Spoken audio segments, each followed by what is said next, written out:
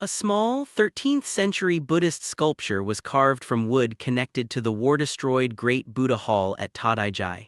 The seated figure is Ragaraja, a six-armed, three-eyed wisdom king. The Siege of Nara in 1180 damaged Tōdai-ji and Kafuku-ji.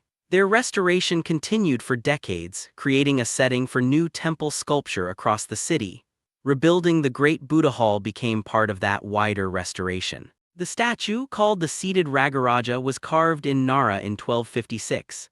An inscription identifies the material as a replaced pillar from the Great Buddha Hall. Its height is 26.2 centimeters. The inscription records a specific source. Wood studies connect the sculpture to original Daibutsudan timber that burned during the siege.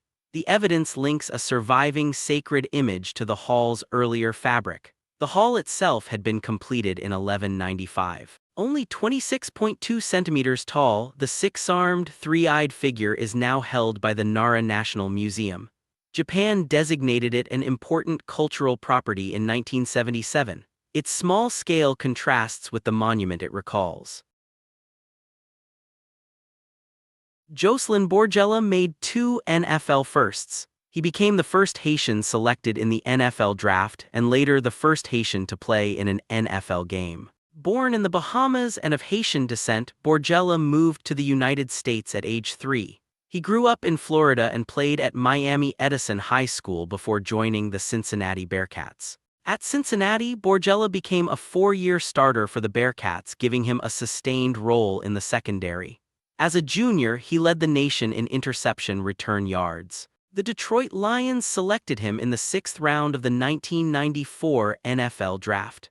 The choice made Borgella the first Haitian drafted into the league, converting a college career into an NFL opportunity. He played for the Lions in 1994 and 1996, becoming the first Haitian to appear in an NFL game. He also played for the Scottish Claymores in 1995. The milestone was not only a draft selection, it reached the field in Detroit uniform. Kelley Dolphus Stroud hitchhiked from Colorado Springs to Boston in 12 days for the 1928 United States Olympic trials. Stroud was a scholar, athlete, and educator from Colorado Springs. Those 3 roles identify the traveler, but the surviving account gives no separate athletic event or result in the available record. His transportation was hitchhiking across the distance between Colorado and Massachusetts, not a documented organized team route. That is the practical mechanism supplied by the account. He made the journey by obtaining rides and it took 12 days. No further route details are supplied in the account. Boston was not the Olympic finish line. It was the site of the 1928 United States Olympic trials. Stroud traveled there to compete. The available record does not state whether he made the Olympic team. The destination therefore matters as much as the mileage. Boston hosted the United States Olympic trials, not the Olympic Games. Stroud's documented achievement here is reaching that 1928 competition after 12 days on the road, while his specific event and result remain unspecified. The Illinois Institute of Technology academic campus has been praised as a major American architectural work.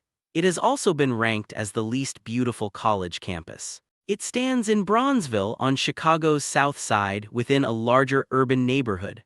Parts of the campus form a National Register of Historic Places district containing 26 buildings. The campus's overall layout derives from a master plan created in the 1940s by Ludwig Mies van der Rohe. A master plan organizes buildings and open space before individual structures are considered. It establishes relationships among buildings, paths, and open space. Mies directed IIT's architecture school from 1938 to 1958.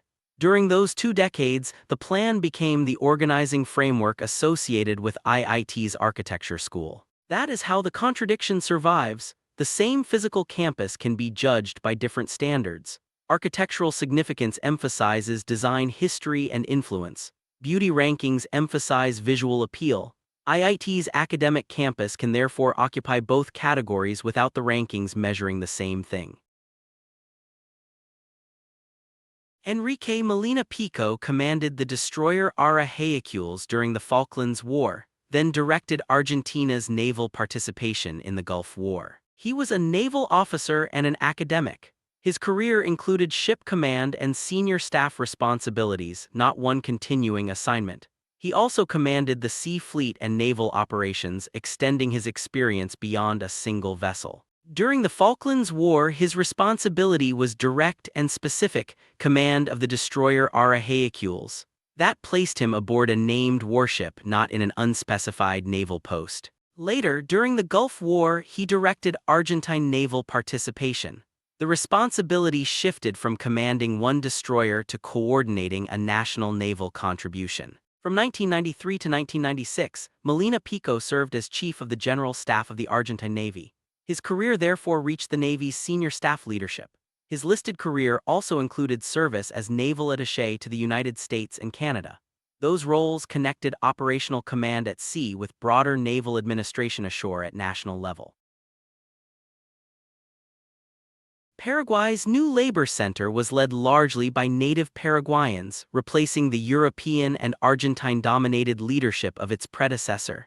That social shift changed who represented organized workers nationally. The older federation, the FORP, had formed in 1906.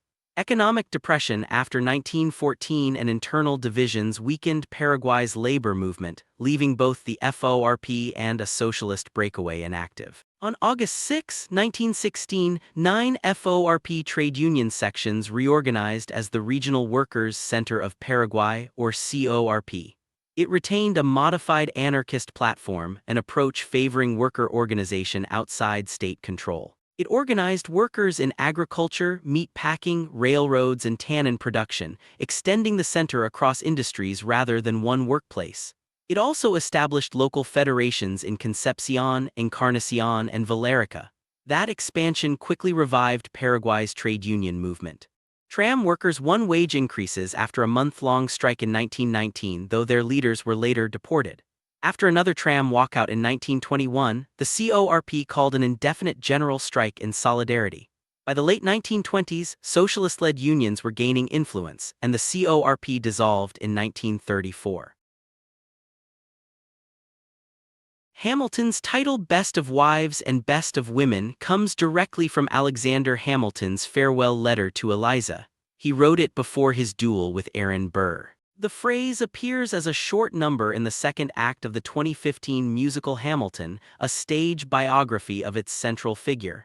It premiered on Broadway in 2015. That makes the source a private historical document, not merely a phrase invented for the stage. Its wording entered the musical from a documented farewell rather than originating with the production. Lin-Manuel Miranda wrote both the music and lyrics. Miranda and Philippa Sue performed the number on the original Broadway album. The original Broadway album carries the number beyond its stage performance. Today, the letter's words function as a title within a modern historical drama. A personal farewell became the name audiences encounter in Hamilton's second act. That link joins a documented private message to a public musical performance. The title points back to the letter's original purpose. In West Virginia, John F. Kennedy's pollster found voters worried that a pope in the White House could arrive through a transatlantic tunnel. The reported route was entirely imagined. This was not an isolated campaign invention.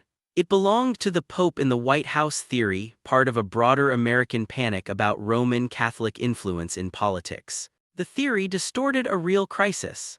After losing political rule in Rome in 1870, the Pope briefly considered relocating elsewhere in Europe. The conspiracy recast that possibility as a Washington papacy. Later, anti-Catholic political groups adapted the claim to American places and disputes. A Florida governor alleged a Vatican takeover involving San Antonio. Texas Klan leaders invoked it around a contested El Paso election, while Indiana Klan members feared a $1 million palace in Washington. The West Virginia finding placed that older fear inside modern American politics.